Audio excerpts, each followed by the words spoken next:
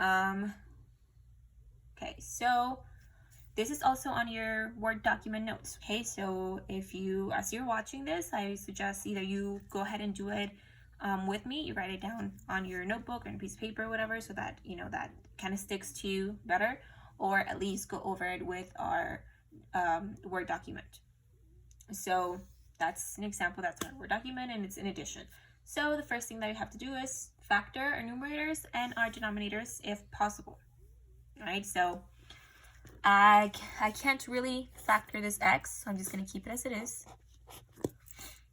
I can't factor x minus 1 because x and 1 don't really have anything in common other than 1. Right, so I'm just going to keep it as it is. Plus, now 2x minus 1, again, nothing in common, so I'm going to keep it. Now this one right here, if we remember this, that is a quadratic trinomial, right? And we can go ahead and factor a quadratic trinomial using our x method. All right, so our x method says, I'm just going to go ahead and do it on the side.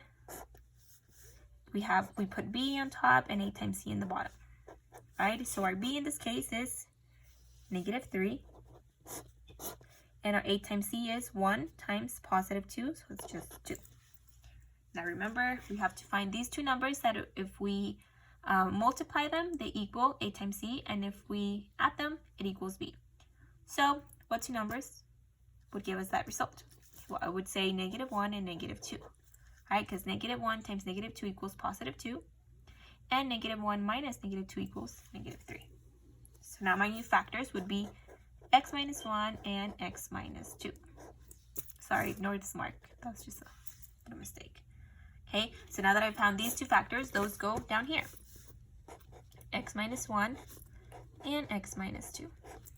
Okay, now here comes the part where we have to make sure that we have common denominators, right? So we multiply by factors to get our common denominator. Now, you can tell right here, we have an x minus 1, and we also have an x minus 1 on this side. But now this side we have an x minus 2, which we're missing on this side. So all we have to do is multiply this side by x minus 2 so that we have common denominators, right? So I'm going to go ahead and multiply this by x minus 2, and same thing to the numerator, times x minus 2. Okay, all we have to do is just distribute, just multiply. So I'm going to go ahead and do that, and that would be x times x is x squared, and x times -2 is -2x. Now these I'm going to keep in parentheses. Plus 2x minus 1 over x minus 1 times x minus 2. Okay, so our denominators are the same thing, right? They're identical. So now we can go ahead and just add straight across.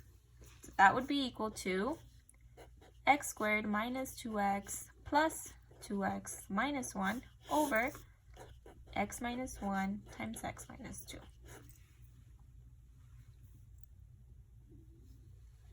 Okay, now we can go ahead and simplify our expressions, combine any like terms. So you can see right here on our numerator, we can go ahead and combine these two right here, because they are both x to the first power. So -2x plus 2x, that would cancel because they're opposites, so it would give us a result of 0. So we are left with x squared minus 1 over x minus 1 times x minus 2. Okay, now we can go ahead and factor our new numerator, this right here. And we're going to go ahead and factor by using the difference of squares method, right? This right here. So the difference of squares tells us that a squared minus b squared equals a plus b times a minus b, right? So our expression is x minus 2. Sorry, wow, I don't know what I just said. Our expression is x squared minus 1, x squared minus 1 And we need to make it look just like this up here. So our x squared is already done. But now how can I convert this to negative, or this just 1? How can I convert this 1 to a something squared? Well, remember that 1 to the power of anything is still 1. So I can just go ahead and say this is the same as x squared minus 1 squared. Okay, so now I have my a and my b, and I'll just go ahead and take those and substitute them on my factored pattern. All right, so I have a and b. So a plus b would be x plus 1, and a minus b would be x minus 1. Okay, remember, you're just taking your a, which is x, and your b, which is 1, substituting them into your factored pattern, and this is what you should get. Pretty simple. Okay, so now that we got what the factored form is, we can just go ahead and replace it. So this is equal to x plus 1 and x minus 1 over x minus 1 x times x minus 2. Okay, now we can go ahead and cancel or reduce factors on top and bottom, right? So anything that they have in common. So right away we should be able to tell, okay, I have these two in common. This x minus 1 and x minus 1 cancel out, and my answer is x plus 1 over x minus 2. Why is this my answer? Because I don't have anything else left to simplify. I don't have anything else to factor out. Okay. All right. So now let's go ahead and do our second example. That's on our Word document notes. Okay. Now this is a subtraction. Right. So same thing. We're still applying the exact same steps, the exact same methods. We need to factor, right? So first thing is to factor our numerators and our denominators as much as possible. All right, so I can't really factor x plus 2, so I'm going to keep it.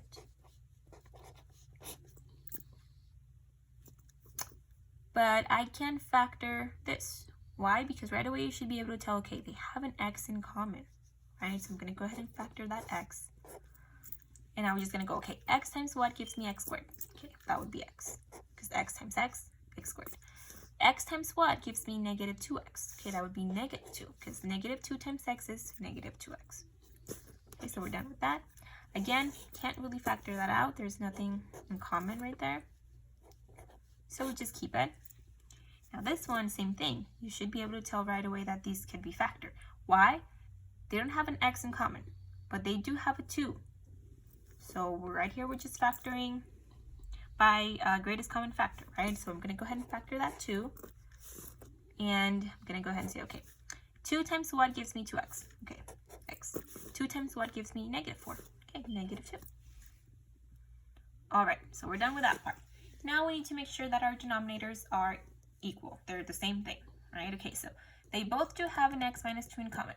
This side has an x, this one doesn't. So I'm going to go ahead and multiply this side by x. This side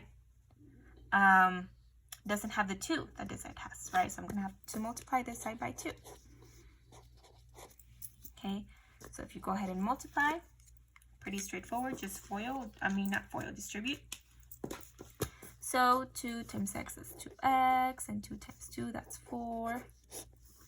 Now I have here 2x times x minus 2 minus, same thing here, x times x, that's x squared, x times 2, that's 2x, and 2x times x minus 2. Okay, now that we have our common denominators, we can go ahead and just say, okay, I'm going to go ahead and subtract. So I'm going to have 2x plus 4 minus x squared minus 2x, right? Because we're distributing that negative. Since we're subtracting, we have to distribute this negative to our numerator. So now that these are both positive, they need to turn negative. And my denominator stays as 2x times x minus 2. Okay, again, same thing. We're going to see if we can go ahead and simplify or combine any like terms on our numerator. And I have these two right here. Okay, 2x minus 2x cancels, and I'm left with negative x squared plus 4 over 2x times x minus 2.